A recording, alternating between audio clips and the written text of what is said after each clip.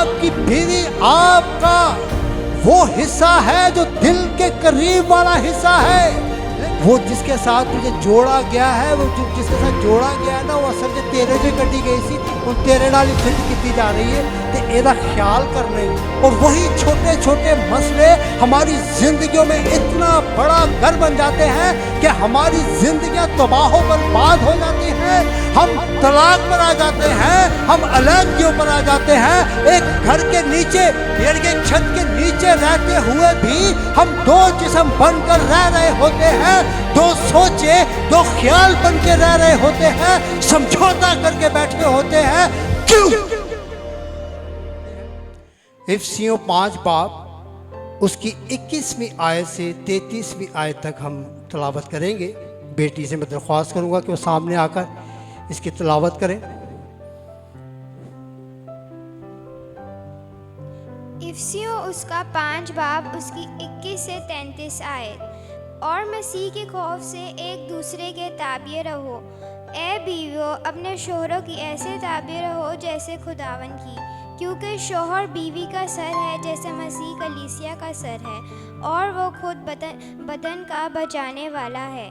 लेकिन जैसे कलीसिया मसीह के ताबे है, वैसे ही बीवियां भी हर बात में अपने शोहरों के ताबे हो। ऐ शोहरों, अपनी बीवियों से मोहब्बत रखो जैसे मसीह ने भी कलीसिया से मोहब्बत करके अपने आप को उसके वास्ते मौत के हवाला कर दिया, ताकि उसको कलाम के साथ पानी से गुस्ल देकर और साफ करके मुकद्दस बनाए, और एक ऐसी जलाल वाली कलीसिया बनाकर अपने पास हाजिर करे जैसे कि जिसके बदन में दाग या झुर्रियाँ कोई और ऐसी चीज़ ना हो, बल्कि पाक और बेऐब हो। इसी तरह शोहरों को लाजिम है कि अपनी बीवियों से अपने बदन की मारित मोहब्बत रखें। जो अपनी बीवी से मोहब्बत रखता है वो अपने आप से मोहब्बत रखता है, क्योंकि कभी किसी ने अपने जिस्म से दुश्मनी नहीं की, बल्कि उसको पालता और परवरिश करता है जैसे मसीह कलीसिया को, इसलिए कि हम उसके बदन के उज़ू हैं। इसी सबब से आदमी बाप से और माँ से जुदा होकर अपनी बीवी के साथ रहेगा और वो दोनों एक जिस्म होंगे। ये बात तो बड़ा है, लेकिन मैं मसीह और कलीसिया की बाबत कहता हूँ। बहरहाल तुम में से भी हर एक अपनी बीवी से अपनी मारित मोहब्बत रखे, और बीवी उस बात का ख्याल रखे कि अपने शोहर से डरती रहे। आमीन आमीन आमीन। इफिसियों 5 बाब उसकी 21वीं आयत से 33वीं आयत तक हमने इसकी तिलावत सुनी है। लास्ट टाइम भी हमने सुनी थी, और इसमें से हमने फिर जो है वो बीवियों के ताल्लुक से सीखा, शोहरों के ताल्लुक से सीखा। आज मेरे साथ देखें दोबारा से आप इफिसियों 5 बाब उसकी 31वीं आयत। इसी सबब से आदमी बाप से और माँ से जुदा होकर अपनी बीवी के साथ रहेगा, और वो दोनों एक जिस्म होंगे। ये भेद तो बड़ा है, लेकिन मैं मसीह और कलीसिया की बाबत कहता हूं। 31वीं और 32वीं आयत। इसी सबब से आदमी बाप से और मां से क्या होगा? जुदा होगा। इसी सबब से कुछ वर्सेस ऐसी हैं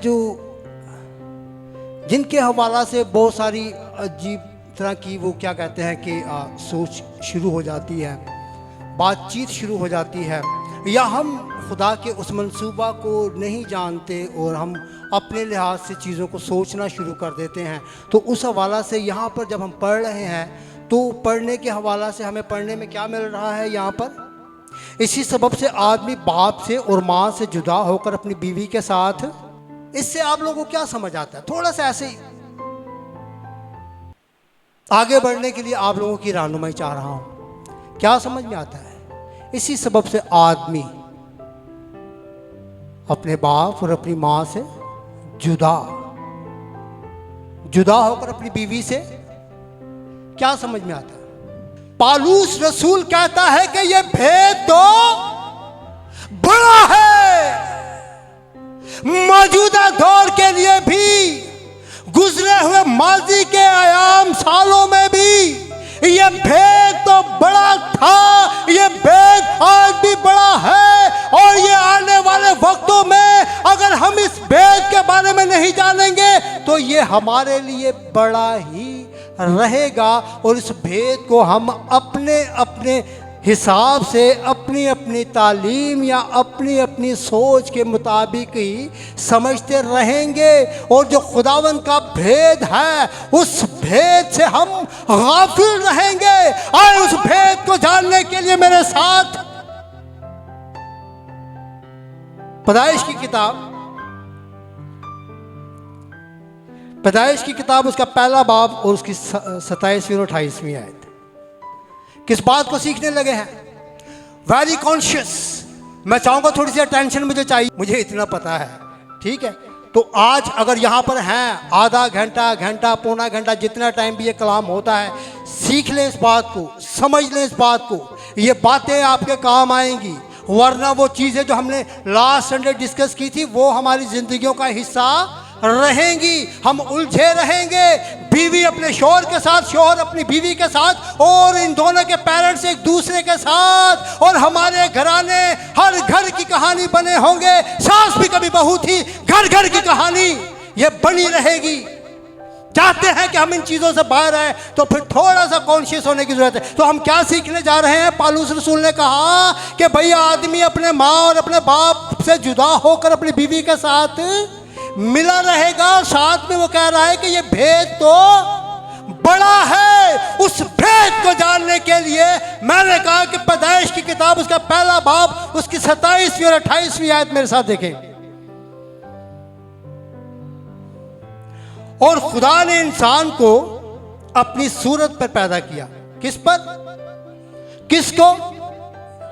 आप इंसान किसे समझते हैं? यहां जो बैठे हुए हैं, जितने ऑनलाइन व्यूअर्स हैं, ठीक है? मैं इस तरह की चीजें इसलिए करूंगा, हमने समझना ये भेद बड़ा है जिससे हम गाफिल हैं। और खुदा ने इंसान को अपनी सूरत पर, किसकी सूरत पर? खुदा कैसा है? खुदा कैसा है? क्या पढ़ रहे हैं? अपनी सूरत, तुम्हारी सूरत की हो जी है।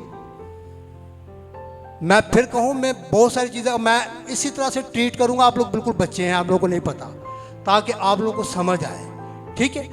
खुदा कैसा है? हमारी तरह, क्योंकि उसने हमें अपनी सूरत और अपनी छवि पर बनाया। हालेलुया। आगे बढ़ते हैं। खुदा की सूरत में उसको पैदा किया, नरो नारी उनको।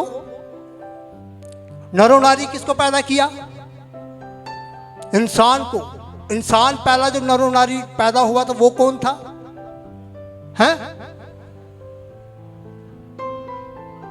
आदम। आदम को, अभी यहां सिर्फ आदम की बात हो रही है, हवा की नहीं हो रही, ठीक है? उस पर हम बाद में आएंगे।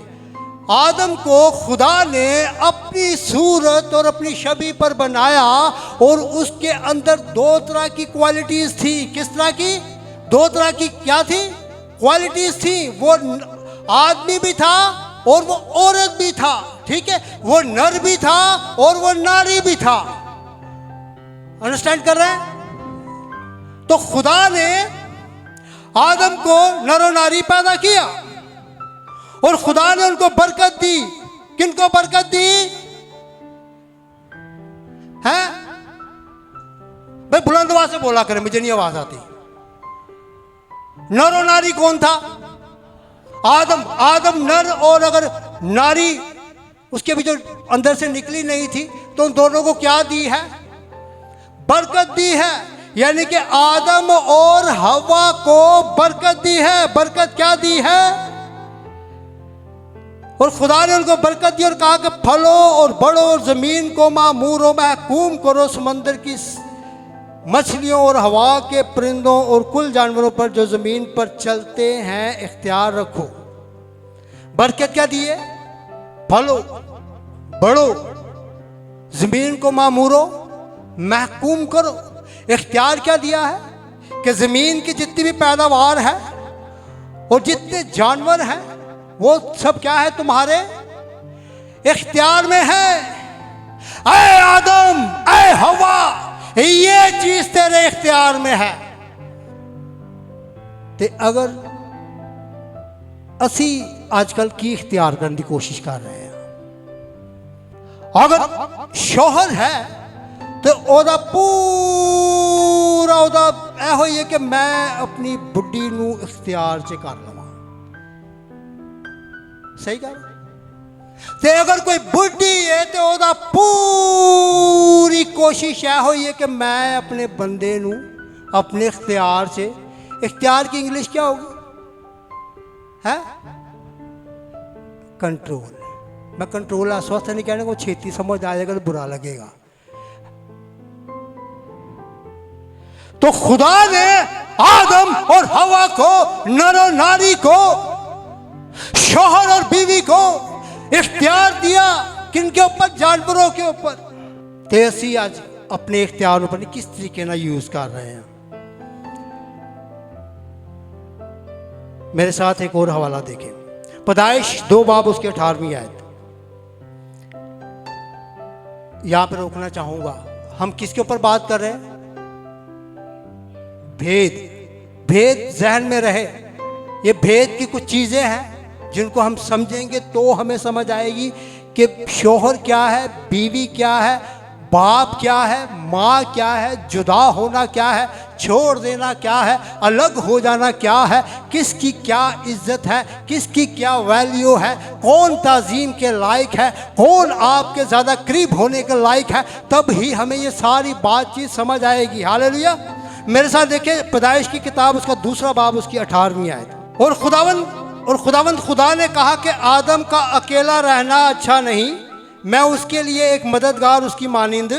आदम को जब बनाया गया तो उसके अंदर 2 क्वालिटीज मैंने बताई थी। क्या थी? नर और नारी समझते हैं ना, या इसको भी बताना पड़ेगा वाज़े तौर पे। नर और नारी मतलब कि मर्द और औरत, ठीक है? ये दोनों क्वालिटीज उसके अंदर थी।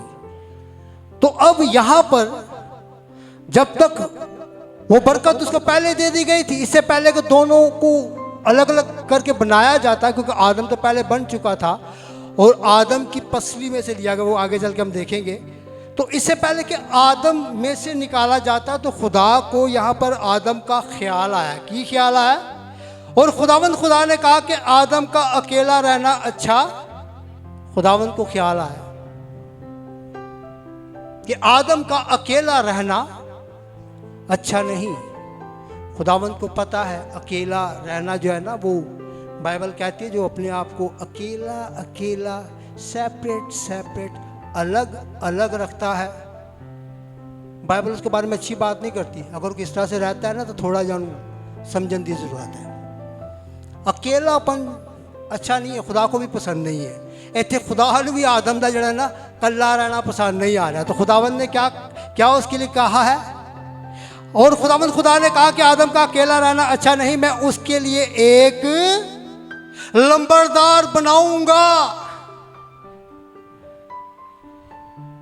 एक ऐहो जिहा बनावांगा जड़ा ओनू अपने इख्तियार च रखे,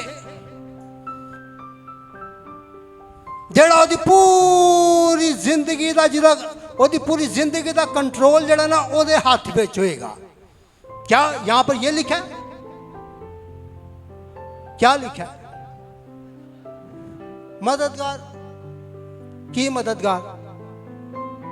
हुण जिहदे वास्ते बनाई जा रही मददगार, वो अजकल जिहड़े जिन्होंने मददगार मिलियां ने उन्होंने वास्ते एक ना तमाशा ही है।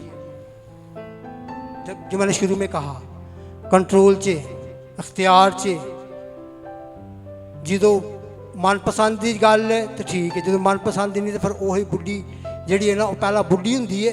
यही मेरी हड्डियों में से हड्डियों, मेरे गोश्त में से गोश्त है, ये नारी है, ये नारी कहलाएगी, ये मेरी बीवी है, ऐ मेरी वोटी है।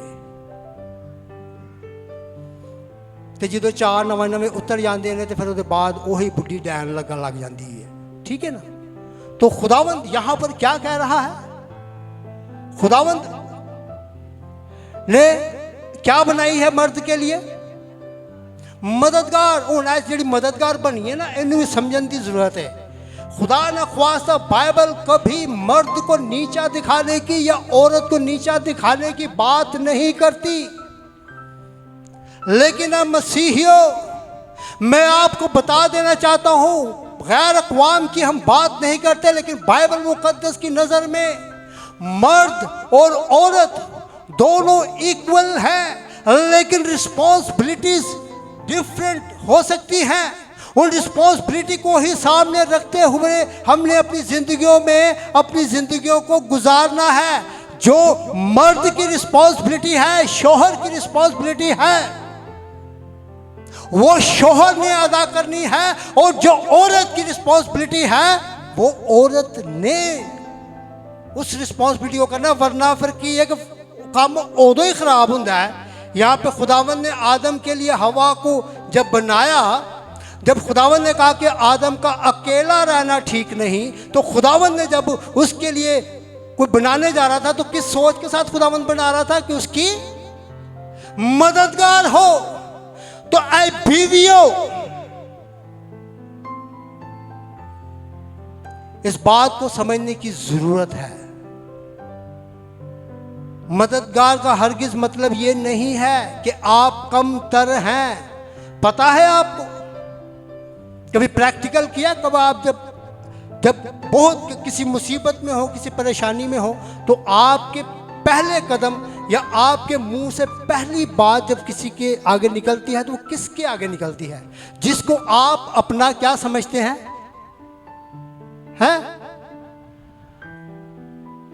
जिसको आप समझते हैं कि यार भाई आप मदद के लिए उसको पुकार रहे हैं ना, उसको बता रहे हैं, अपना मसला सुना रहे हैं, दिखा रहे हैं, इस सोच के साथ कि ये मेरा मददगार बन सकता है। ठीक है? तो इसी तरह से बीवियों, आपके लिए ये बहुत बड़े बड़े फख्र की बात है कि आप अपने शौहर की पहली मददगार हैं। तो शौहर को भी ये देखने की जरूरत है कि उसका जो उसकी मददगार है वो भी अपनी मदद के लिए कहीं पर फंस गया है, कहीं कोई ऐसा मसला आ गया है, तो वो भी अपनी बीवी के साथ बातचीत करे जो उसकी मददगार बन सकती है। ना कि तुसी इधर उधर मदद में पुकारते रहो। मेरे साथ एक और हवाला देखिए, पैदाइश की किताब उसका 2 बाब उसकी 21वीं आयत। हम किसके ऊपर हैं? ये भेद तो बड़ा है, ठीक है, भेद आज हम जानने की कोशिश करें। ये कौन सा भेद है? ये कैसा भेद है जो आदमी को बाप से और मां से जुदा कर देता है? ये कैसा भेद है? उस भेद को जानने के लिए मैं आदम से शुरू हुआ हूं कि आदम जब अकेला था तो इससे पहले कि आदम होता, खुदा ने कहा कि आओ हम इंसान को अपनी सूरत और अपनी छवि पर बनाएं। फिर खुदा ने आदम को अपनी सूरत पर बनाया। फिर उसके बाद मैंने कहा कि आदम के अंदर 2 क्वालिटीज थी। वो 2 क्वालिटीज क्या थी? कि वो नर भी था, वो नारी भी था। फिर उसके बाद हमने देखा कि जब आदम के लिए कोई दूसरा मददगार बनाने की जरूरत आई तो फिर उसी में से ही जो वो दूसरी उसकी क्वालिटी थी नारी वाली, उसी में से निकाला गया। अब उस हवाला से अब हम यहां से जानेंगे इस भेद को। मैं इस बात का भेद आप लोगों को बताना जा रहा हूं मेरे अजीजों।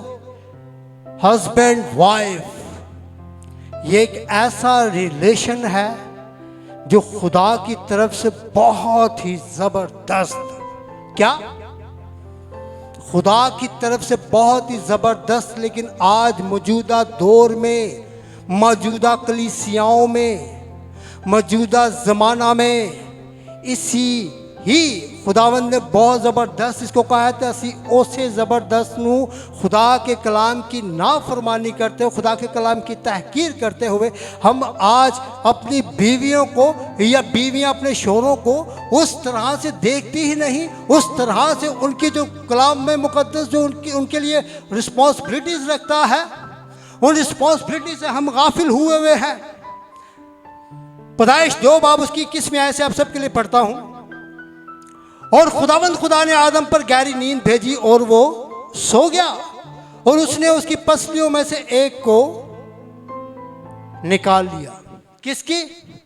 और उसकी जगह गोश्त भर दिया। और खुदावंद खुदा ने उस पसली से जो उसने आदम में से निकाली थी एक औरत बनाकर उसे आदम के पास लाया।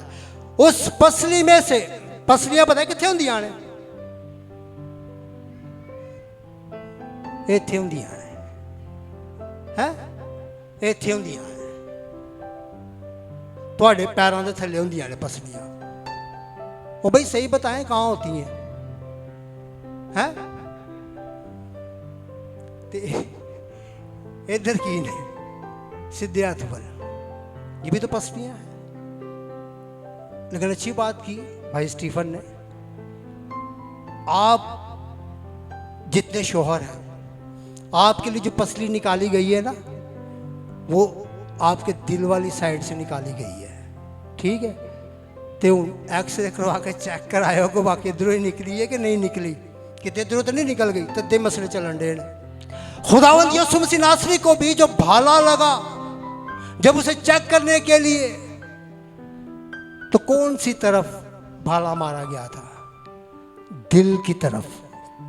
वो इसी बात का साइन है, वहां से भी कलीसिया दुल्हन निकलने वाली थी। हालेलुया।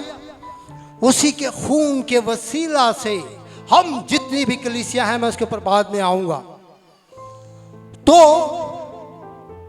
आदम की पसली में से क्या किया है? किसको निकाला है?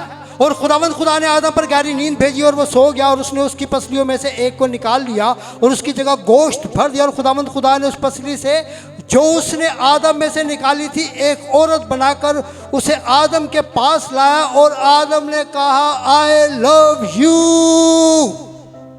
क्या कहा? अज तुसी इंज कहंदे, अज तुसी इंज कहंदे जो मैं बोलदा होया आया सा, आई लव यू। तो जो नवा नवा हुंदा है ब्याह, तो उदों फिर आई लव यू चल रहा हुंदा है। इसका मतलब यही है। मैं वैसे पूछना चाह रहा हूं, क्योंकि हम ना दुनिया में इतने खो गए हैं, असी लव यू का ना मतलब भी कुछ और समझ लिया आज के ज़माने में। पूछना चाहूँगा इसलिए, भाई लव यू का मतलब क्या है? कोई बताए मुझे दिलेरी से। मैं प्यार करता हूँ, ठीक है ना?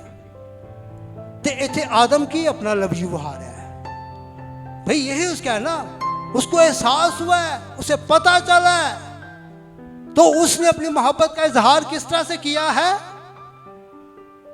कि ये तो मेरी हड्डियों में से हड्डी और मेरे गोश्त में से गोश्त है। किधर लिए कहने हैं?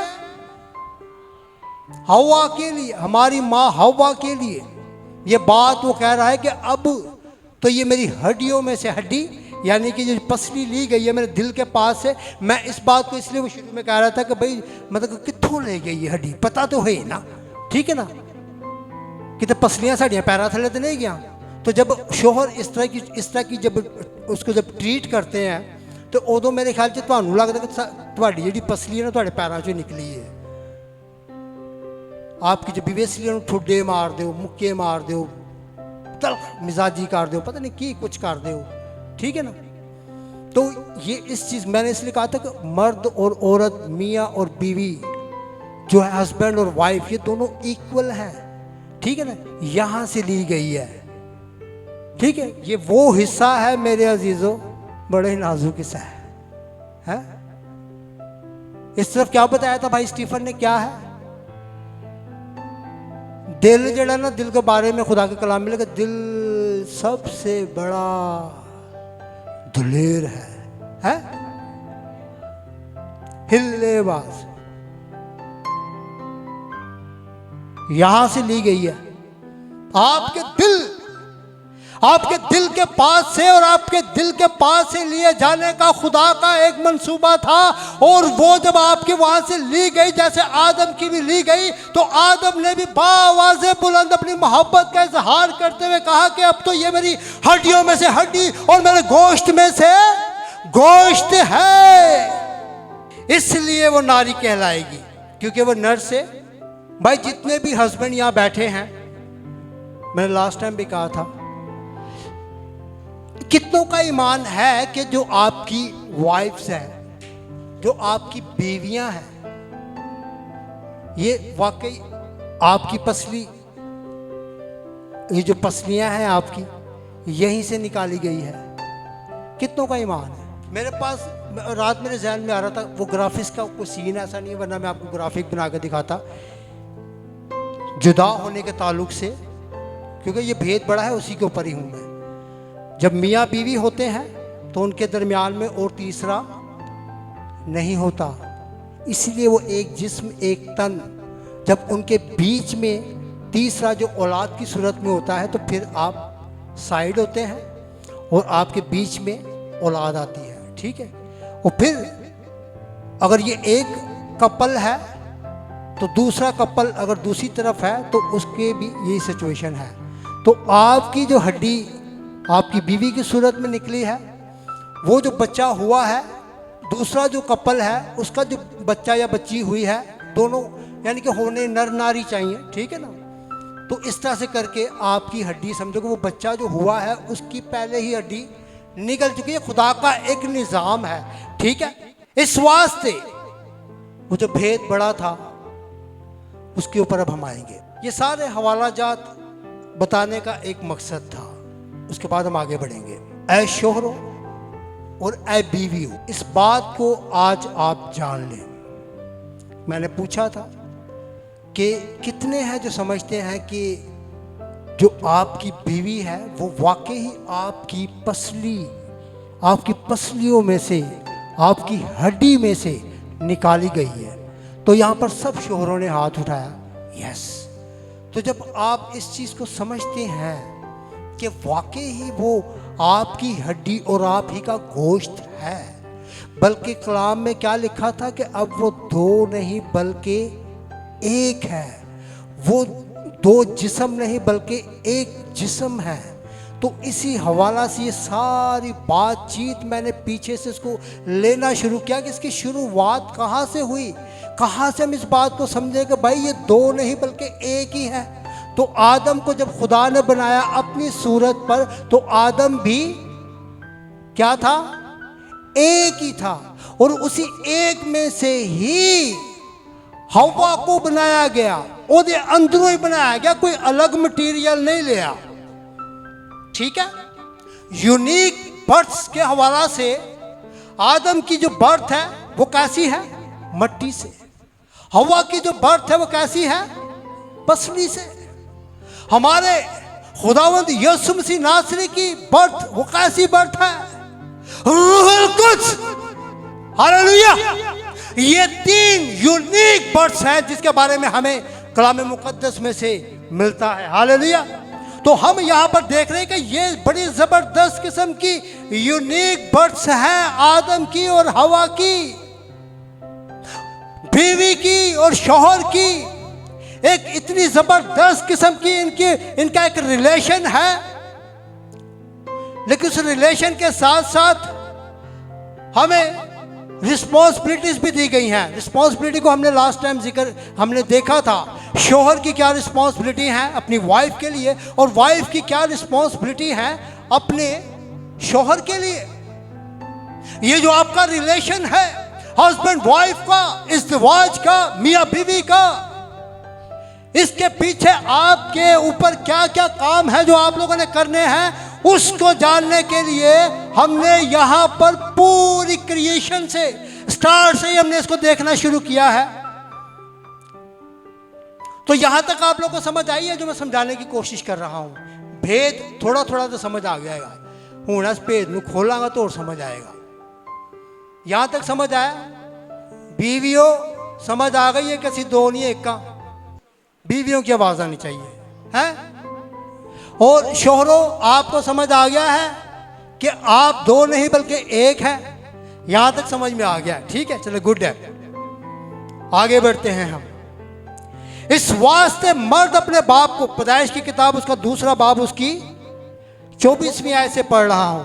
इस वास्ते मर्द अपने माँ बाप को छोड़ेगा और अपनी बीवी से, और वो एक तन होंगे। हम इफ्सियों के खत में क्या पढ़ रहे थे? जहां से हमने कहा कि ये भेद बड़ा है, पालूस रसूल ने भी कहा। पालूस रसूल अगर वहां पर वो बात कर रहा है तो ये वो कौन से हवाले को कोट कर रहा है? पैदाइश की किताब के दूसरे बाब की 24वीं वर्ष को वो कोट कर रहा है। क्या कोट कर रहा है? आ जाए अब दोबारा इफ्सियों पर। इफ्सियों 5 बाब उसकी 31वीं आयत। इसी सबब से आदमी बाप से और माँ से जुदा होकर अपनी बीवी के साथ। इसी पर मैंने शुरू में पूछा था कि भाई इससे क्या समझ में आती है? आदमी अपने बाप को और अपनी माँ से जुदा होकर अपनी बीवी से मिला रहेगा, इसका मतलब क्या है? इसके 2 मायने हैं, इसके 2 मतलब हैं। इसको हम 2 तरह से देख सकते हैं। इस भेद को पूछना चाहूंगा, जब शादी होती है हस्बैंड वाइफ की,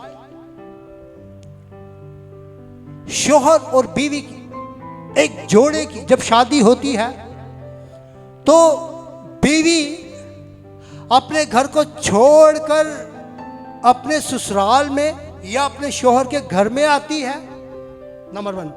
या शोहर अपने बाप के घर को छोड़कर लड़की के घर में जाता है। बीवी छोड़ के अपने शोहर के घर में जाती है। सही कह रहे हो, नहीं कह रहे हो? कॉन्फिडेंट हो? लॉक कर दी कलाम यहां पे क्या कह रहे हैं। इसी सबब से आदमी बाप से और मां से जुदा होकर अपनी बीवी के साथ। परेशान ना हो आप लोग, ये रियलिटी है और ऐसे ही है। बीवी औरत अपने घर को छोड़ती है, जब वो ब्याही जाती है तो अपने शोहर के घर में रहती है। ठीक है? इसको और समझना हो तो हम इस तरह से भी समझ सकते हैं। हमारा बाप अब्राहम और हमारी मां सारा किसके घर में रहती थी? अपने घर में बाप अब्राहम को रखा हुआ था, हमारे बाप अब्राहम को, या बाप अब्राहम के घर में हमारी मां सारा रहती थी? है बाप अब्राहम के घर में। ठीक है? इसी तरह से हमारे बाप इसहाक की जब शादी की जा रही थी और जब शादी हो गई तो रिबका अपने घर से कहां आई? इसहाक के घर में। इसी तरह से जब याकूब की शादी की गई तो उसकी 2 बीवियां थी। उसके मामू की 2 बेटियां, बड़ी का नाम लिया और छोटी का नाम राखेल। जब वो ब्याही गई तो वो किधर कहाँ रही? अपने बाप के घर में। क्या पूछना चाहूंगा, शायद आज मेंटालिटी ना ये वाली है। लिया राखेल अपने प्यो दे घर ही सन, ओथे व्याहिया गईयां ते ओथे ही रहियां सारी जिंदगी नहीं। ये वाज़े कर देना चाहता हूं, उसमें हमारे बाप याकूब की कोई मर्जी नहीं थी। उसकी मर्जी ये थी क्योंकि वो हमारा बाप याकूब राखेल को पसंद करता था, उसने उससे शादी करनी थी और उसी के साथ ही शादी या उसके साथ ही ब्याह करने का उसके साथ वादा किया गया। लेकिन उसके साथ धोखा हुआ। जब धोखा हुआ तो हमारे बाप याकूब को अपने मामू के घर में राखेल के लिए रुकना पड़ा। क्यों? क्योंकि वो उससे मोहब्बत करता था। लिया जो धोखे के साथ उससे ब्याह दी गई तो 7 साल उसके ससुर ने, जो उसका मामू था, उसने कहा कि तू 7 साल मेरी और खिदमत कर, तो फिर मैं तेरी शादी छोटी से करवाऊंगा और फिर तो दोनों को लेके चले जाना। ठीक है?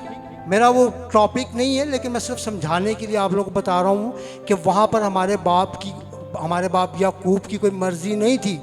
बल्कि आगे हम देखते हैं जैसे ही राखेल से भी उसकी शादी हो गई, जब उसने वो टाइम पीरियड अपना पूरा कर लिया जो उसने वादा किया था कि इतने टाइम तक मैं ठीक है तेरी खिदमत करूँगा, ए मामू, ए ससुर, ए अब्बा जान, तो उसके बाद फिर वो अपनी दोनों बीवियों को लेकर वहाँ से निकला है। और निकल के किथे आ रहा? किथे आ रहा? अपने बाप के घर। और भी इस तरह से बहुत सारी चीज़ों को मैं डिस्कस कर सकता हूँ, सिर्फ इस बात को समझाने के लिए कि जो बीवी होती है वही अपने घर को छोड़ती है और वही अपने शौहर के घर में रहती है। ये बाइबल का प्रिंसिपल है, ये खुदा का मंसूबा है, ये खुदा चाहता है। लेकिन आज के दौर में ये बुरी बात है, अच्छी बात है? सिर्फ मैं पहले ये पूछना चाहूंगा, ताकि अगर बुरी बात है तो फिर हम इसको डिस्कस नहीं करेंगे, अगर अच्छी बात है तो फिर हम इसको डिस्कस करेंगे। उसके ऊपर आऊंगा मैं। ये सारी तमहीद मैंने बांधी क्यों थी? आदम के हवाला से बताया, शुरू से आदम कल्ला ही सी, और कल्ले दे विचों ही निकली सी। ठीक है, तो जो विचों ही निकली सी तो दो नहीं सन, एक ही सन।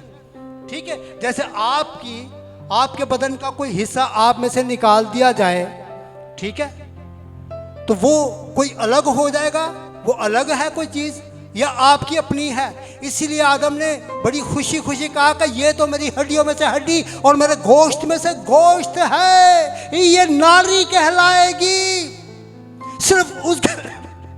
सिर्फ उसकी पहचान बताई गई है कि वो नारी कहलाएगी, औरत कहलाएगी।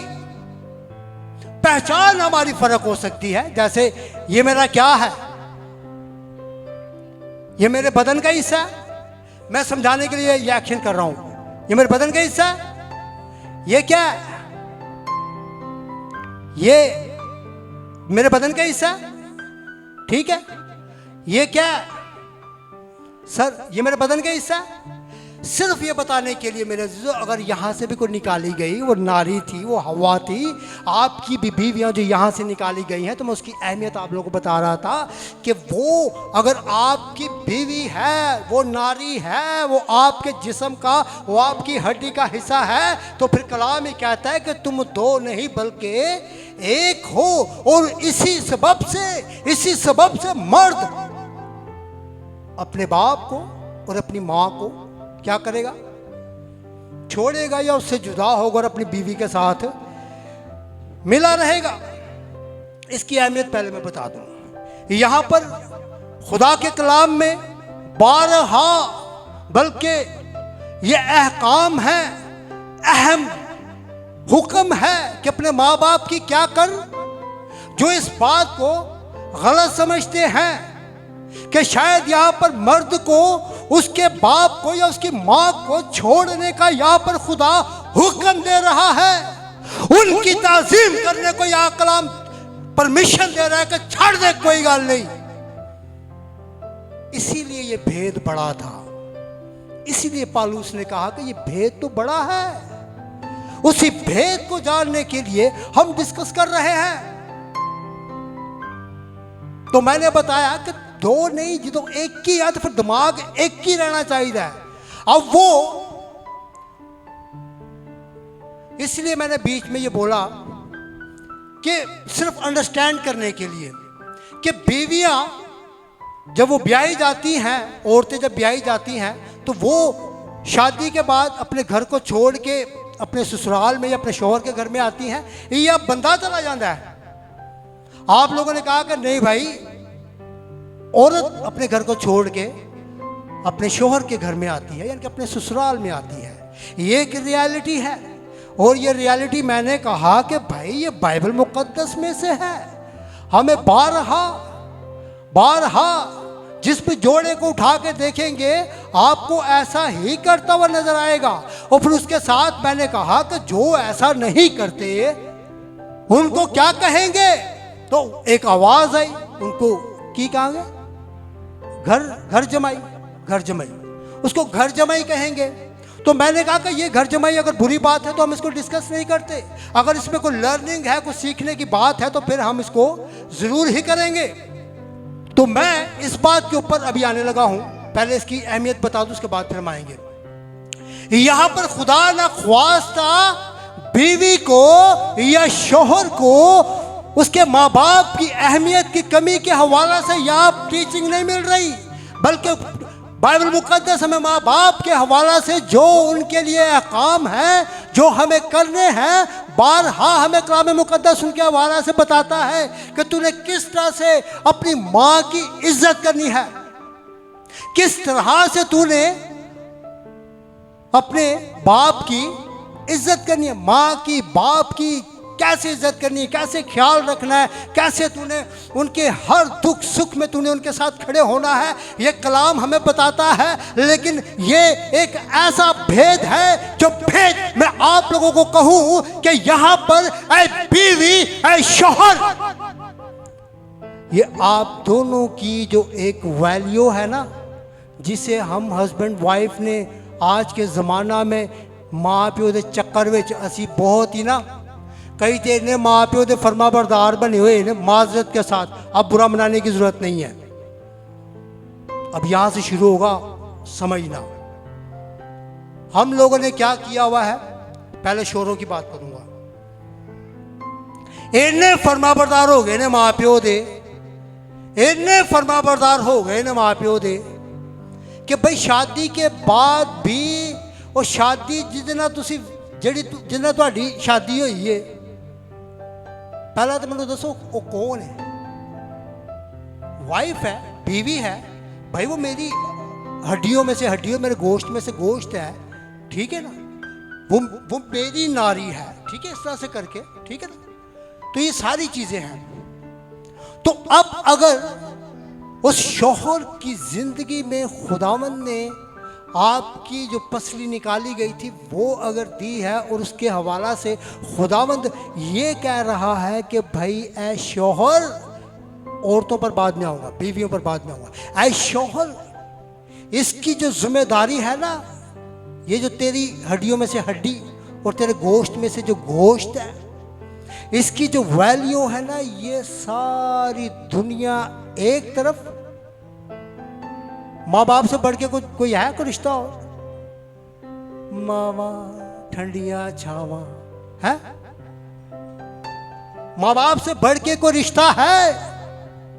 पूछ रहा हूं, नहीं। लेकिन उसके बीच में भी खुदावंद आपके लिए, ऐ शौहरों, आपके लिए बीच में एक दीवार बनाता है। यहाँ पे सिर्फ इज्जत की बात हो रही है। खुदा न खास्ता, मैंने पहले कहा कि माँ बाप की इज्जत को यहाँ पे खुदा कम करने की कोशिश नहीं कर रहा। खुदावंद आज के मौजूदा दौर में अगर हम देखें तो इस तरह के आपको बहुत सारे केसेस मिलेंगे। माँ बाप के साथ इतना प्यार है कि जिन्होंने ब्याह के लिए आए ने, जेड़े दो नहीं बल्कि तुसी एक को, एक की तुसी जिस्म दा हिस्सा हो, ਉਹ ਹੁਣ अलग ही है बेचारे, वो अलग ही कितने कोने च लगी हुई है। लेकिन शोहर को इस चीज़ की अहमियत का नहीं पता कि भाई वो आपकी बीवी है। आपकी बीवी मतलब कि आपके ही जिस्म का वो हिस्सा है, वो बड़ी अहमियत रखती है। उसी हवाला से यहाँ पर बताया जा रहा है कि आदमी या औरत या मर्द, बीवी या शौहर अपने माँ बाप को छोड़ेगा। किन्हें छोड़ेगा? अपने माँ बाप को छोड़ेगा या उनसे जुदा होगा और अपनी बीवी से मिला रहेगा। और वो क्या होंगे? एक तन होंगे। ये समझना है इस चीज को। जिन्होंने बीवियों को इस सोच के साथ सेकेंडरी किया हुआ है, पहला माँ प्यो, उसके बाद बुढ़ी। अभी मैं शोरों पर बीवियों पर भी आऊंगा, ठीक है। आपकी बीवी की कलाम बताता है उसकी अहमियत क्या है। और इसी हवाला से अगर आप इस तरह की चीज़ करते हैं मेरे अजीजों, आप अपनी बीवी के साथ बेतहाशा प्यार करते हैं, गलत वाली उस पर नहीं, गलत अगर कोई चीज़ें हो रही हैं उसके लिए आप शोहर हैं। शोहर का मैंने क्या बताया था लास्ट टाइम, वो कैसा है? वो हेड है, वो सर है, वो उस घर का मालिक है। सारा हमारे बाप अब्राहम की वाइफ, वो पता है क्या कहती थी बाप अब्राहम को? है खुदावंद कहती, ओ बाप अब्राहम नहीं कहती अब्राहम अब्राहम। इसहाक दे अब्बू या इस्माइल दे अब्बू। बड़ा रुतबा है शोहरों, आपकी बीवी का बहुत रुतबा है। इसको अंडरस्टैंड करने के मसले इश्यूज आते कहाँ पर हैं? शोहरों के हवाले से अगर बात करूं तो वो यही है, इश्यूज उस वक्त आते हैं इज़्दिवाज मैं समझना चाहूंगा इज़्दिवाज क्या है, आपका इज़्दिवाज क्या है। मैं चलो अभी किसी ऐसे बंदे से पूछता जिससे कभी बातचीत ना हुई हो। भाईजान हमीद आप बताइएगा, आपका इज़्दिवाज क्या है? आपकी फैमिली क्या है? बच्चे और बीवी, ठीक है? बेफाम बनया ਉਹਦੇ 'ਚ ਤੁਹਾਡੇ ਸਾਰੇ ਬੱਚਿਆਂ ਦਾ ਨਾਂ है। ये समझने के लिए समझना इस बात को, सनी का नाम है बेफाम दे विच ही है। ओके सनी आपका बेफाम बना बेटा, आपके बेफाम में किस किस का नाम है? आपके अब्बू का नहीं है नाम? अंडरस्टैंड कर रहे हैं जो मैं समझाने की कोशिश कर रहा हूं? और ये अकॉर्डिंग टू बाइबल है, ये कोई भी कानून के ऐसे नहीं है ऐसे बन गए कानून, अकॉर्डिंग टू बाइबल है। बहुत सारे जो बाइबल के कानून है वो पूरी दुनिया में राइज होते हैं, ठीक है? तो ये सिर्फ समझाने के लिए एग्जाम्पल के तौर पे मैंने इस तरह से भाई हमीद से भी पूछा, जब वो एक पूरी उनकी अपनी एक फैमिली थी। आगे चल के अब सनी की भी जैसे उनके और बच्चे होंगे, उसके बाद उनकी शादियां होंगी, वो अपने अपने घर वाले हो जाएंगे, तो उसके बाद इनके जो बच्चों का बेफॉर्म जो बनेगा उसमें भी फिर पेरेंट्स के नाम आ रहे होते हैं, लेकिन आपका इज़्दिवाज आपकी वाइफ और आपके बच्चे होते हैं। और यही चीज मैं समझाने की कोशिश कर रहा हूं शोहरों कि इस बात को समझना है, ये कोई गलत चीज नहीं है। आपकी बीवी आपका वो हिस्सा है जो दिल के करीब वाला हिस्सा है, लेकिन हम शोहरों ने माँ बाप के चक्कर में, मैं फिर कहता जाऊं सॉरी टू से, मैं किसी भी माँ बाप की इज्जत या उनकी ताज़ीम या उनका जो हक है या उनकी जो रिस्पॉन्सिबिलिटी है, मैं उसे ख़त्म करने की बात नहीं कर रहा। उनका जो हक है, उनकी जो रिस्पॉन्सिबिलिटी है वो हमने देनी है। क्यों? क्योंकि कलाम मुकद्दस में लिखा है कि अपने माँ बाप की इज्जत कर, अपने माँ बाप का ख्याल रख। अब जब तेरा माँ बाप बूढ़ा हो गया है तो उसका पूरे तौर पर तूने क्या करना है? ख्याल रखना है। ये सारी चीजें हैं, लेकिन उसके साथ साथ मैं ये कह रहा हूं कि ऐ शोहरों जो इस तरह की मेंटालिटी के है कि बीवियां एक कोने में और साढ़े माँ प्यो साढ़े सिर ते अज तक जड़ा है ना वो सिर दा ताज ने।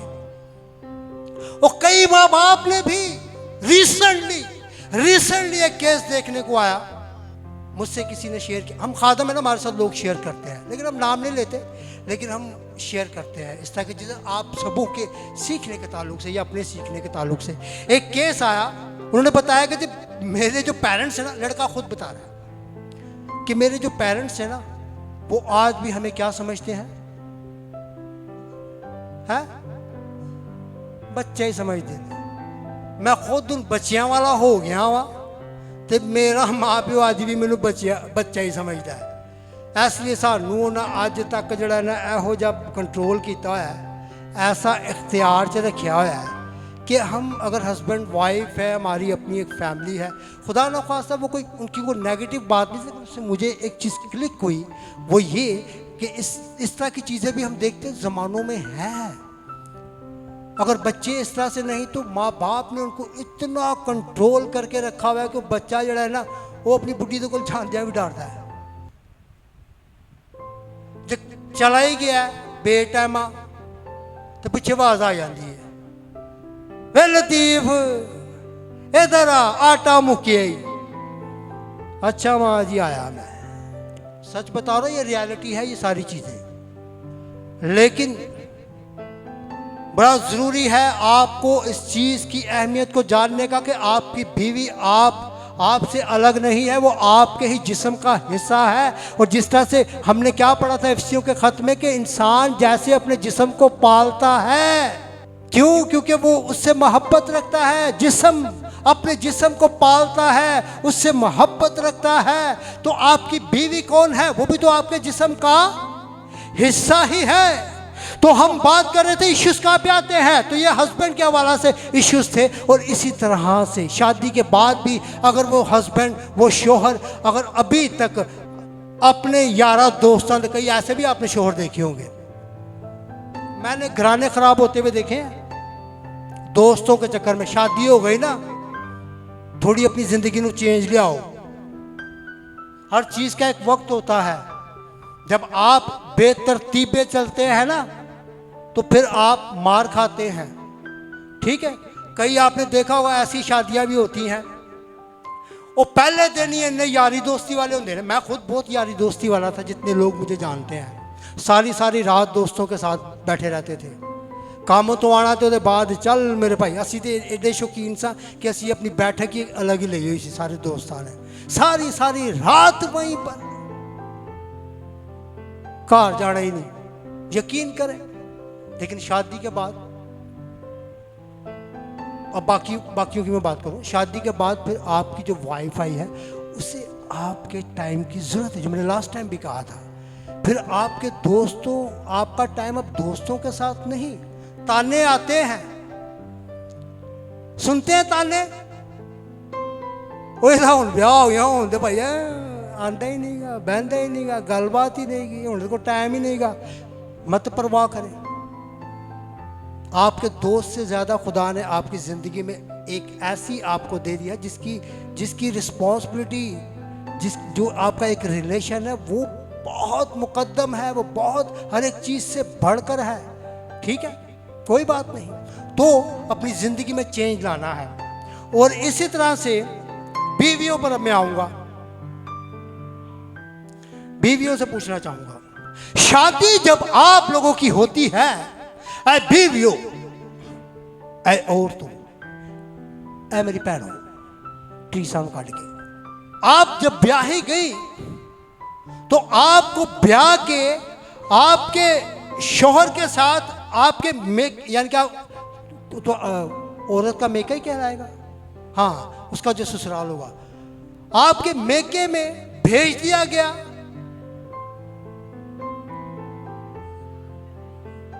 ससुराल पेका, तो पेका किनू कहांगे? वो पंजाबी च ते मेका उर्दू च। ठीक है, ससुराल में भेजा गया। जब आपको भेजा गया,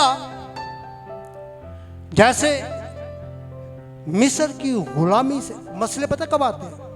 मैं अब इश्यूज पर हूं, मसलों पर हूं। मसले क्यों रहते हैं? मसले क्यों रहते हैं? हमने मर्दों को भी देखा। अब मैं बीवियों पर आऊंगा, जो कि ज्यादा मसला है। थोड़ा टाइम ले लूंगा आज, कोई बात नहीं, कोशिश करेंगे इसको आज खत्म करने की। मिस्र की स्टोरी इसलिए बताना जरूरी है क्योंकि ये बड़ा ताल्लुक रखती है। मिस्र की गुलामी से जब बनी इस्राइल कौम को निकाला गया, तो वो 40 साल बियाबान में घूमते फिरते रहे, वहीं पर ही तबाह बर्बाद हो गए। क्यों?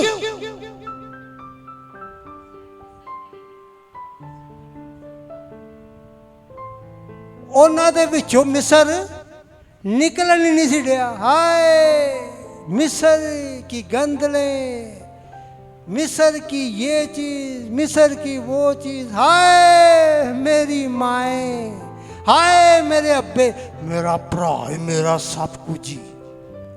मेरी मां ना कुछ कहीं, मैं ਉਹਦੇ ਚ पैदा हुई।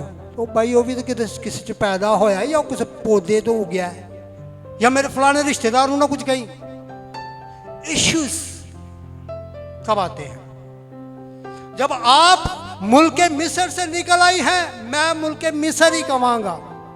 ऐ बीवी, अगर तू घर वाली हो गई है, अगर तू शोहर वाली हो गई है, तुझ पर खुदावन के करम की निगाह हुई है, तो तू क्यों खुदावन की इस बड़े फजल को हकीर जान रही है? अपनी सोचों को अपने साथ लेके चलने में, जैसे मिस्र की गुलामी से जब बनी इस्राएल कौम निकली तो उनकी सोचों, उनके दिलों, उनके ख्यालों, उनकी गुफ्तगू से वो मिस्र नहीं निकल रहा था, और वो उनके लिए क्या बना? तबाही का सबब बना। वो वही बियाबान में ढेर हो गए। इसी तरह ऐ बहनों, ऐ बीवियों, आप लोग भी जब अपने उस माजी को, अब आपका घराना, आपका माँ, आपका बाप, आपके बहन भाई, आपके अजीजों अकारब, अब ये आपका माजी है। क्या है? समझना इस चीज को। मैं इज्जत में कमी की बात नहीं करूंगा, शोरों को बड़ा क्रेड के क्या है ना, इसी तरह से बीवियों, आप पर ज्यादा इस बात के बारे में कहूंगा, क्योंकि हर दूसरा केस ऐसा ही है। क्या केस है कि उस बीवी या उस औरत के जहन से उसका अपना माँ बाप निकलता ही नहीं। इनिया तरीफा कदी ससुराल वाले दिया कर दिया तुसी नहीं सुनोगे, जिनिया तुसी अपने माँ प्यो दिया, अपने भैन भरावां दिया। ये ऐसा होना चाहिए, या कलाम क्या बता रहा है हमें? कलाम क्या सिखा रहा है हमें? ऐसा होना चाहिए। आप करो तारीफ, बैलेंस करूंगा, आप करो तारीफ, लेकिन तारीफ भी फिर बैलेंस होनी चाहिए। मसले कब होते हैं? मैं मसलों पर हूं। वो सुभाष भाई का एक गीत है बहुत जबरदस्त, क्यों गुम है तू, क्यों परेशान है तू, क्यों मसलों में खोया है तू, ऐसे करके बहुत खूबसूरत गीत है, मुझे बहुत पसंद है। मैं मसलों पर हूं। मसले होते कब हैं? जो छोटे, मैंने लास्ट टाइम भी कहा था, छोटे छोटे मसले होते हैं, और वही छोटे छोटे मसले हमारी जिंदगियों में इतना बड़ा घर बन जाते हैं कि हमारी जिंदगियां तबाह बर्बाद हो जाती हैं। हम तलाक पर आ जाते हैं, हम अलग पर आ जाते हैं। एक घर के नीचे, यानी कि एक छत के नीचे रहते हुए भी हम दो जिस्म बनकर रह रहे होते हैं, दो सोचे, दो ख्याल बन के रह रहे होते हैं, समझौता करके बैठे होते हैं। क्यों? इश्यूज जब आते हैं तो उन्हीं इश्यूज को मैं डिस्कस कर रहा हूं। हो सकता है कि आपका हस्बैंड, उसको आपके मुंह से ज्यादा आपकी अपनी अम्मी, अपना अब्बू, आपका भाई, आपकी बहनें, आपका मामू, आपका चाचू, आपका ताया, आपका जो माजी का जो सारा कुछ था, वो शायद उसे ज्यादा पसंद नहीं। उसे पसंद कब आएगा? ये मैं आप तमाम बहनों को आज ये लेसन दूंगा। उसको पसंद कब आएगा? है ये है तरीका, ते ए तरीका अपनाओ, ते यकीन करो, मैं आपको बड़े दावे से कह सकता हूं, आपका हस्बैंड कभी आपके ऊपर इस तरह से उसका जहन जाएगा ही नहीं। अगर कहीं पे तरजीह देनी है ना, ये भी मैं यहाँ पे जोर देना चाहूंगा, जरूरत है। कभी बहुत दिल करंडा है ना तारीफ करंदा, तो बेशक वो डिजर्व भी नहीं करते। आप अपने ससुराल वालों की ज्यादा तारीफ करें। क्यों मैं ये बात कह रहा हूं? क्योंकि देखो बहने, आप अपने घर को छोड़ के अगर तो छड़ के आ गई हो ना, पहला तो अभी तो मसला ही है, अभी तो इशू है। अगर तो वाकई छोड़ के आ गई है ना, वो फिजिकली तौर पे छड़िया, लेकिन मेंटली तौर पे भी छड़ना है। और चलो अगर फिजिकली तौर पे नहीं छड़िया तो मेंटली तौर पे छड़ दो, ठीक है। तो जब आप अपने ससुराल की या अपने शोहर की जब आप ज्यादा तारीफ करेंगी तो आपके शोहर को पसंद आएगा। लड़ाइयाँ झगड़े घट होणगे, किसी और चीज़ से लड़ाई झगड़ा हो सकता है, ਉਹਦੇ वास्ते भी खुदा ने ਤੁਹਾਨੂੰ हिकमत दी है किस तरीके ना टैकल करना है, ठीक है। तो मैं ये कह रहा हूँ कि इस चीज़ को समझना, जिससे आप पैदा हुए, कलाम ही कहता है भाई कि तो अपने माँ बाप से जुदा होकर अपनी बीवी के साथ, यानी कि बीवी और शोहर, मैं क्या दो नहीं है एक ही ने। आज ऐस गल अपने दिमाग दे विच ना बिठा के जाओ, क्योंकि मसला उस वक्त आता है जब आप दो बन जाते हैं, जो बंदा बंदा ही समझदा कि मैं बंदा ही हाँ, तो जो बुढ़ी समझदा मैं तो बुढ़ी ही हाँ, मेरे बगैर कंज चलेगा सब कुछ चला के वहा। मैं भी तेनू जड़े ना अपनी एड़ी के थले लिया के छड़ांगी। है ऐसी बीवियां जिद पे आ जाती हैं, खानदानों के खानदान तबाह बर्बाद कर देती हैं। लेकिन कलाम ज्यादा बीवियों पर ही बात करता है। आप सब लोग भी जानते होंगे, औरत अगर अच्छी है ना, बीवी अगर अच्छी है, घर में 100 मसले हैं, चाहे उसके हस्बैंड की तरफ से चाहे उसके पेरेंट्स की तरफ से, अगर औरत उन मसलों को ठीक करना चाहे तो वो क्या कर सकती है? ठीक, बहनों की आवाज सुनना चाहूंगा, कर सकती है। तो फिर मसले क्यों हैं?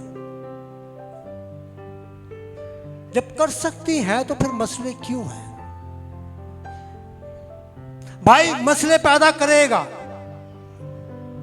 भाई मसले पैदा करेगा, लेकिन बहनों की ज्यादा ड्यूटी है। बहनों ने उन मसलों को क्या करना है? सॉल्व करना है। ठीक है, इसलिए बाइबल मुकद्दस औरत के हवाला से देखिए, मैंने वो पतरस के खत में से वो बात की थी कि तेरा शोहर दुनिया तो बिल्कुल ही बिगड़या है, शोहर हर लिहाज से नशई, जनाकारी, हरामकारी, जो भी ऐब है वो तेरे शोहर में है। लेकिन कलाम कहता है, किसके साथ मुखातिब है कलाम? बीवी के साथ।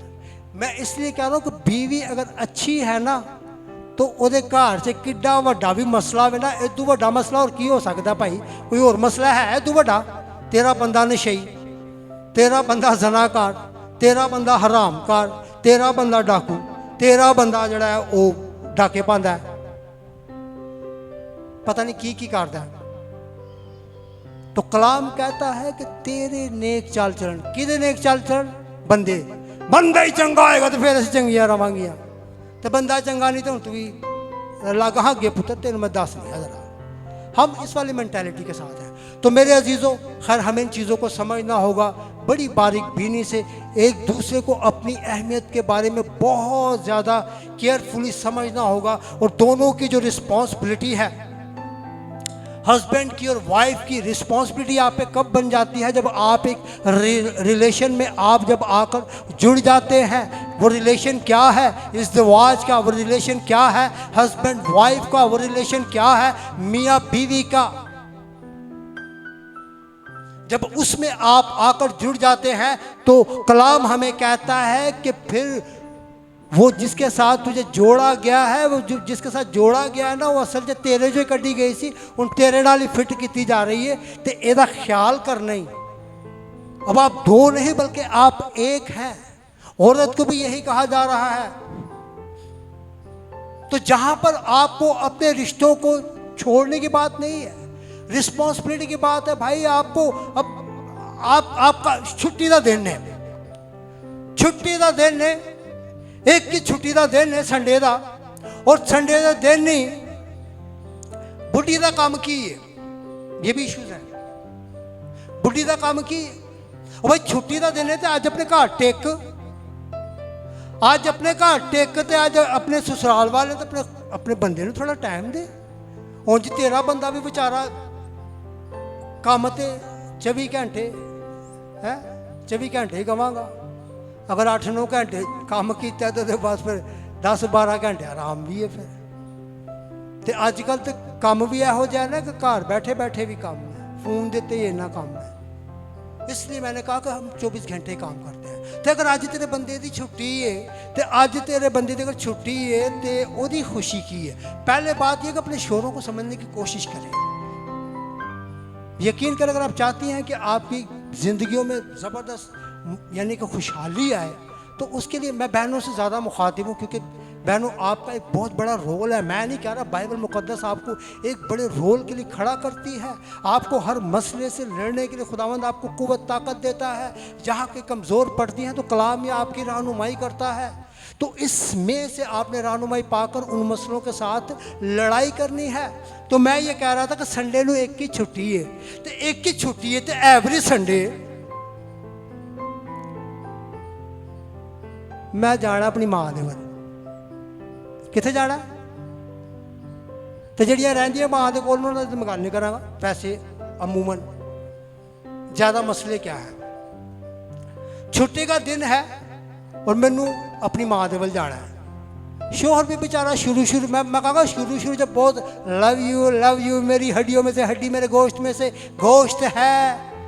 तो मैं पिछली बारी कहा कि जो नवा विआह होंदा है तो खाना भी इकट्ठे ही कोई प्लेट दे विच ही, तो उदों कोई कह देना कि इधर आ जा, तो कहते नहीं असी इत्थे ही असी इकट्ठे ही खाने हैं। वो शुरू तो इकट्ठे ही खाता है, लेकिन अच्छी बात है। मैं कहता हूँ ये बुरी बात नहीं, बहुत अच्छी बात है। इकट्ठे ही खाओ, सारी जिंदगी इकट्ठे ही खाओ, इसमें भी बड़ी मोहब्बत है।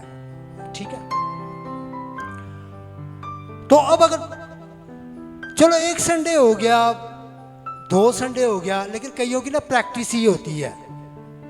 शायद यहाँ जो बहनें बैठी उनकी नहीं होगी, लेकिन मैं दुनिया की आपको बता रहा हूँ। मुझे एक बता रहे थे एक भाई, एक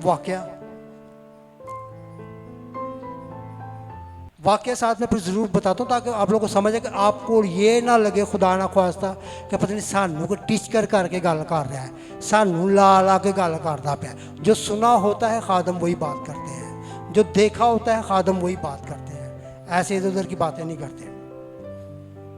एक शोहर काफ़ी ज़्यादा इस तरह के मसले को फेस कर रहा था। जैसे ही संडे आना, तो संडे को जैसे ही आना तो सैटरडे को ही बीवी ने क्या करना, अपना सूट इस्त्री करके ना सामने लटकाना ताकि मेरे शोहर को नजर आए कि इस्त्री हो गया। ना मतलब है वे कि संडे को मैं अपनी अम्मा वल जाना है, अपने अब्बे वल जाना है, यानी कि अपने घर जाना है। शोहर बेचारा भी आता काम से थका हुआ आता, पहले ध्यान पैंदा, अच्छा चलो कल की तैयारी हो गई, चलो भाई ठीक है। कुछ टाइम ऐसे गुजरता रहा। एक बात बताना चाहूंगा बहनों, शोहर जो है ना, कोई शोहर बेवकूफ नहीं होता। या कोई बैठा है थे बेवकूफ शोहर जिन्होंने यहो जी हरकत नहीं समझ आती, बैठा कोई इतने, वो भाई शोहरो दसो, हाँ इंज बोलो ना तुसी। तो ए बीवी हो ए बहन हो, कोई भी आपका शोहर बेवकूफ़ नहीं है। इग्नोर करता है, उसकी इग्नोरेंस को खुदा न खासा गलत मतलब मत लिया करें। तो उसने क्या किया, काफ़ी टाइम जब इस तरह से गुजर गया, तो एक दिन उसने क्या किया, जब वो तंग आ, देखिए कोई भी जो चीज़ आप हट के जब बहुत ज़्यादा ही करना शुरू कर देंगे ना, वो फिर आपकी इरिटेशन का ही बायस होगी। इस बात को भी समझने की कोशिश करें। जब एक चीज़ आप मतवातर किए जा रहे हैं जो कि रूटीन के मुताबिक नहीं, या मैं उसको यूं कहूँ कि वो बिल्कुल ठीक भी नहीं है। भाई क्या ठीक है, छुट्टी का एक दिन है तेरे शौहर के साथ, तेरे ससुराल में अपने अच्छा कुछ अपनी फैमिली के साथ, अपनी फैमिली में टाइम गुजार। वो टाइम तो तू रखा है तू अपने, जिदन तेरे शौहर भी तेरे घर है, उदन तू अच्छा है कि बल्कि अपनी उस फैमिली जी वाकई तेरी फैमिली वे, वो भी अपने दिमाग को ठीक कर ले। बहने जिन्होंने ना शादी के बाद भी अपनी फैमिली को, वो कहती है मेरी अम्मी का घर, मेरे अब्बू का घर। सुनते हैं आप बीवियों के मुंह से, और भाई वो तेरा घर नहीं है। अगर आप घर बना के बैठी हुई हैं तो फिर ये मसले हैं, ठीक है ना, फिर मसले पैदा होते हैं। उन मसलों से निकालने के लिए मैं कह रहा हूं। तो खैर उस शोहर ने क्या किया, एक दिन जब वो तंग आ गया तो उसने सैटरडे को ही देख लिया, उसने संडे का प्रोग्राम, पहली बार उन्हें भी प्रोग्राम बना लिया है। उन्हें क्या जरा आज आएगा मजा। जैसे वो उसको पहले जाता था, घर में जाता था, घर के अंदर जाके जो भी होता था टाइम स्पेंड करते थे, बैठते थे, खाते पीते ये वो। उस दिन उसने क्या किया कि उसने ना जब बाइक पर ब्रेक मारी और उसको कहा तुम अंदर जाओ। उसका अपनी भाई था या बाप था, उसने कहा भाई आप भी हैं। उसने बोला नहीं। उस बीवी को बोला आप जाओ। जब वो अंदर गई तो उन्हें क्या, मैं हूं ना, उदों आवांगे इनू लैन जिदन ਇਹਦਾ ਚਾਅ ਪੂਰਾ ਹੋ ਜਾਏਗਾ मैं ਇਹਦੀ ਇਸ ਹਰਕਤ ਤੋਂ बेजार आ गया कि एक ही दिन मेरा छुट्टी का ਹੁੰਦਾ है। ठीक है, मैं चाहता हूं कि मेरे साथ टाइम स्पेंड हो, चुक के मैनू इत्थे लै आंदी है। तो जिदन हुण ਇਹਦਾ ਚਾਅ पूरा हो जाए ना मामा पापा वाला, भैन भरावां वाला, ਜਿਹੜੇ ਚੱਕਰ 'ਚ ਤੁਸੀਂ ਮੈਨੂੰ ਵਿਆਹ ਕੇ ਨੂੰ ਮੇਰੇ ਨਾਲ ਘੱਲਿਆ ਸੀ, तो जिदन ਇਹਦਾ ਉਹ ਚਾਅ पूरा हो जाए ना, मैनू फोन कर दिओ, मैं आ जावांगा, अदरवाइज मैं नहीं जाना। उसने बाइक को किक मारी, निकल गया। वो जोड़ा आज कैसी हालत में होगा? तो लड़की को अंडरस्टैंड करना चाहिए कि नहीं करना चाहिए? लड़की का काम है अंडरस्टैंड करना, मसले में से निकलना। एक मसला जब बन रहा है या उस मसले नूं होर तूल देना, वेखी जाएगी हुण, वेखी जाएगी हुण, होता यही है, हुण वेखी जाएगी। इंज कह के कंज गया, हुण इहो ही आएगा। यकीन करे, रियलिटी है ये। इस तरह की रियलिटी, इस तरह की मेंटालिटी से बीवियों आपको बाहर आना होगा। मैंने यही इसलिए मैं कह रहा हूं कि वो शोहर जो है वो आपके पाँव का फुटबॉल नहीं कि जैसे ठोकर मारी और आगे कर दिया, उसको फुटबॉल बना के कदी उधर कदी उधर कदी उधर कदी उधर। उसकी शराफत का, उसकी ईमानदारी का, उसकी उस मुखलसी का नाजायज़ फ़ायदा मत उठाएं। रेशो ज़्यादा है, मैं इसलिए मुझे इस तरह की बात कहनी पड़ रही है। मत शोहरों के साथ खेलने की कोशिश किया करें। खेलेंगी ना तो शोहर ने थोड़ा की बिगाड़ना है। जो आसमानों के आसमान का खुदा है ना, वही पहली फुर्सत में आपको फारिग करता है। इस चीज़ को समझना है। हस्बैंड की क्या, मेरा मकसद हस्बैंड को बहुत ऊपर चढ़ाना या हस्बैंड को नीचे गिराना, बीवी को बहुत ऊपर चढ़ाना या बीवी को नीचे गिराना, या आपके जो पेरेंट्स हैं लड़की की तरफ से लड़के की तरफ से, उनको नीचे ऊपर करना नहीं। आपकी जो रिस्पॉन्सिबिलिटी है, जब तक आप शादीशुदा नहीं है, आपके ऊपर जिम्मेदारी किसकी है? ज़्यादा जिम्मेदारी की बात करूँगा, किसकी है? अपने पेरेंट्स की, अपने माँ बाप की। ठीक है, अगर आपके साथ शादी हो गई है, इसी तरह से लड़की के लिए भी लड़के के लिए भी अगर आपकी शादी हो गई है, तो फिर आपकी जिम्मेदारी, फर्स्ट जो जिम्मेदारी है, कलाम कहता है कि वो तेरी बीवी है या वो तेरा शोहर है।